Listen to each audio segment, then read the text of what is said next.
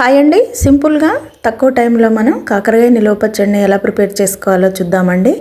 ప్రతి ఇంట్లో కాకరకాయ తినని వాళ్ళు ఎవరో ఒకళ్ళు ఉంటారు కదండి. అలా కాకుండా ప్రతి ఇంట్లో అందరూ ఇష్టంగా తినే ఈ కాకరకాయ నిలువ పచ్చడిని ఎలా ప్రిపేర్ చేసుకోవాలనేది చూద్దాము.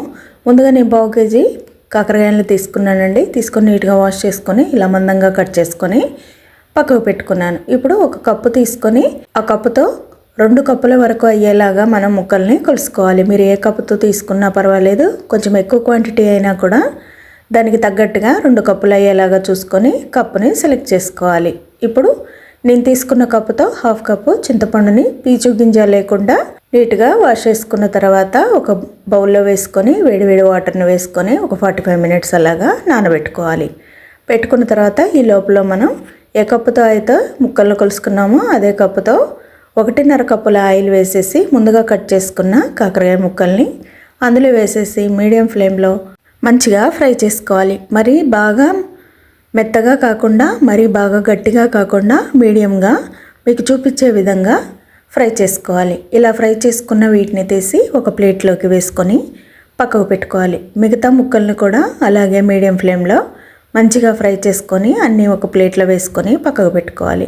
ఇప్పుడు ముందుగా నానబెట్టుకున్న చింతపండుని ఒక మిక్సీ జార్లో వేసుకొని ఇలా మీకు చూపించే విధంగా మంచిగా గ్రైండ్ చేసుకోవాలి. ఇప్పుడు ఇది పక్కకు పెట్టుకొని మనం వేయించుకున్న ఆయిల్లోనే 1 టీ స్పూన్ ఆవాలు, 1 టీ స్పూన్ జీలకర్ర, ఒక 10-12 వెల్లుల్లిని కచ్చపచ్చగా దంచి వేసుకోవాలి.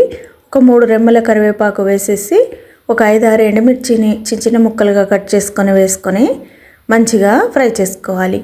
ఇలా కొంచెం వేగిన తర్వాత ఇప్పుడు స్టవ్ ఆన్ చేసుకొని ముందుగా గ్రైండ్ చేసుకున్న చింతపండును కూడా అందులో వేసేసి ఒక 5 మినిట్స్ ఇలాగా ఫ్రై చేసుకోవాలి. అంటే ఉడికిపోవాలన్నమాట చింతపండు. అలా ఉడికిపోయిన తర్వాత ఏ కప్పుతో అయితే మనం కొలుసుకున్నామో అదే కప్పుతో 1/2 కప్పు సాల్ట్ను కూడా వేసేసి కలుపుకొని ఫ్లేమ్ ఆఫ్ చేసేయాలి. చేసిన తర్వాత ఇప్పుడు ఒక ప్యాన్ తీసుకొని అందులోకి 2 టీ స్పూన్ల ఆవాలు, 1 టీ స్పూన్ మెంతులు వేసేసి ఇలా మంచి రెడ్ కలర్లో వచ్చే వరకు వేయించుకోవాలి. వేగకపోతే చేదోసి చేస్తుందండి.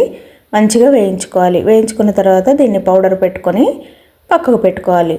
ఇప్పుడు చల్లార్చుకున్న ఆయిల్లో 1/2 టీ స్పూన్ పసుపు, ముందుగా వేయించుకున్న కాకరకాయ ముక్కలు, మెంతులు, ఆవాల పొడి, 1/2 కప్పు పచ్చళ్ళ కారం వేసానండి. ఒకవేళ ఇంట్లో కారం అయితే 1/2 కప్పు వేసుకుంటే సరిపోతుంది.